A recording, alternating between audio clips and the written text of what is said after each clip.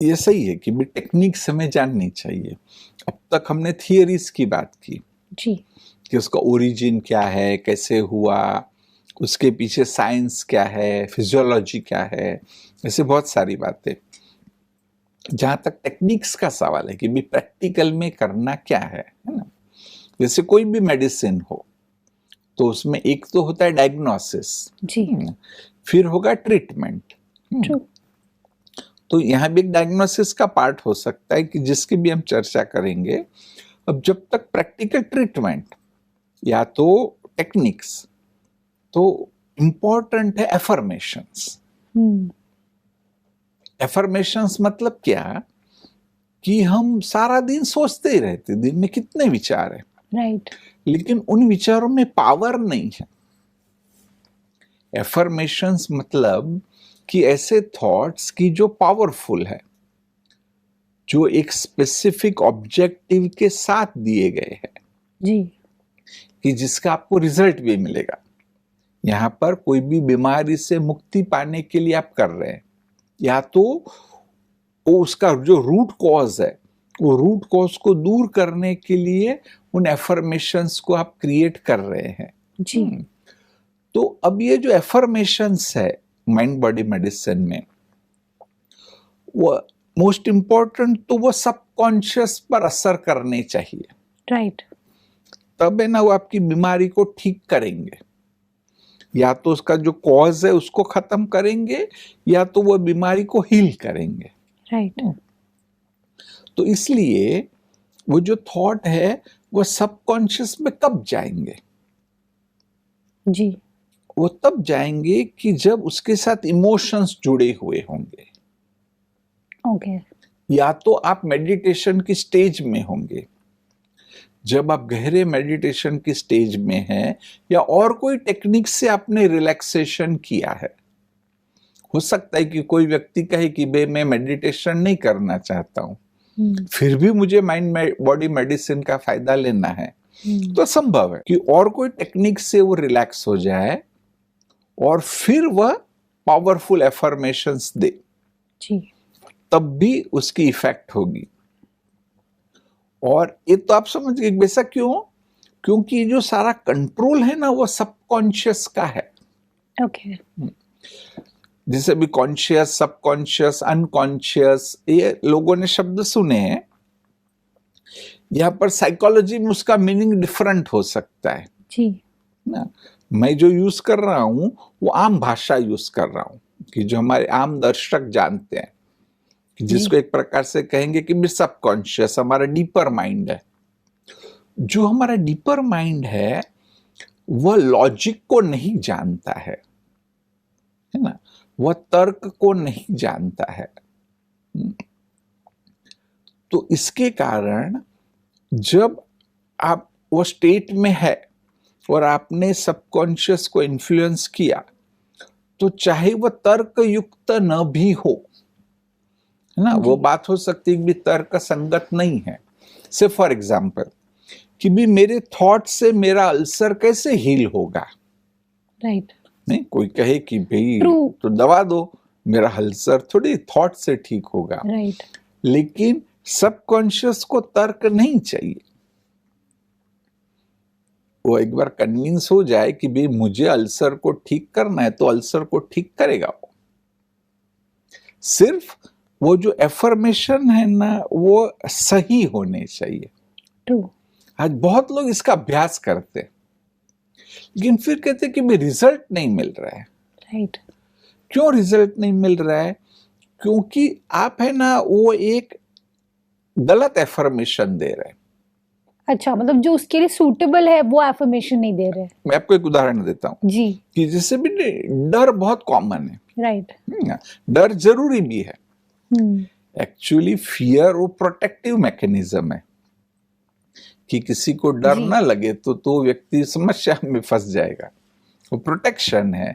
लेकिन जो डर जहां आवश्यक है वहां ठीक है, लेकिन जहां नहीं आवश्यक है, या तो भी आउट ऑफ प्रोपोर्शन व्यक्ति डरता है। जी। कि भी कंसर्न जरूरी है। फॉर एग्जाम्पल कि भी मुझे हार्ट अटैक ना आ जाए, उसका कंसर्न ठीक है। परंतु मैं डरा, हार्ट अटैक तो नहीं होगा, अभी हो गया हार्ट अटैक तो नहीं आएगा, तो उसने डर का रूप ले लिया। जी। अब मुझे इसको दूर करना है और कोई ऐसा एफर्मेशन दे कि मैं कभी नहीं डरूंगा, तो ये गलत हो गया, क्योंकि उसके अंदर तो डर गया।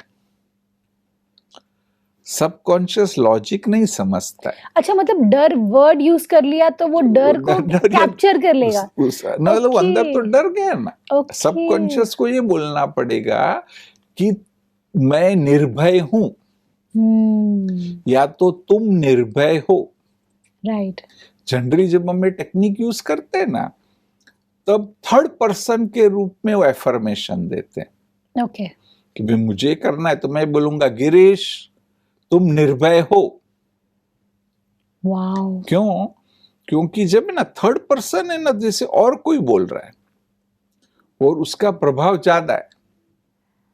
ओके। है ना, मैं बोलूं कि मैं निर्भय हूं, हाँ, वो फील तो नहीं होता है। उतना नहीं होगा। राइट। हाँ।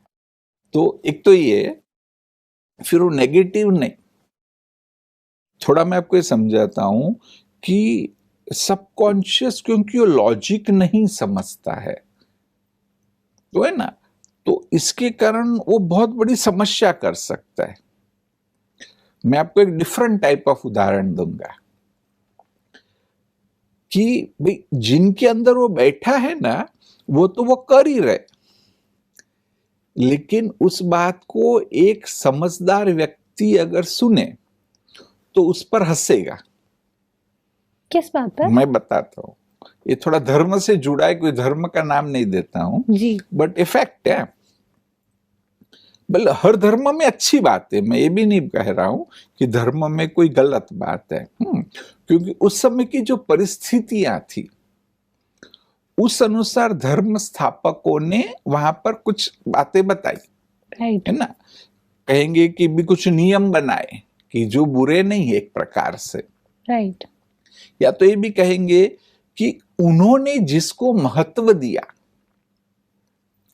भी किसी ने अहिंसा को महत्व दिया, तो उन्हें अहिंसा के ऊपर बहुत गहराई में गए कि अब चल भी रहे हैं तो भी वो जो कीटाणु मर रहे, कोशिश करो कि मरे नहीं, है ना, अच्छी बात है वो। राइट।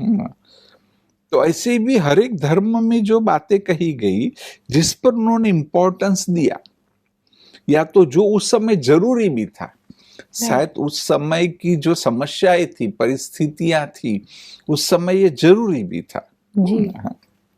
तो जैसे कि एक धर्म में अगर ऐसा है कि लड़कियों को पढ़ाई नहीं करनी चाहिए, कि नहीं लड़कियों को ज्यादा नहीं पढ़ाओ, राइट। उन्होंने अपनी रीति से सोचा होगा, उसकी हम चर्चा में नहीं जाते हैं ना।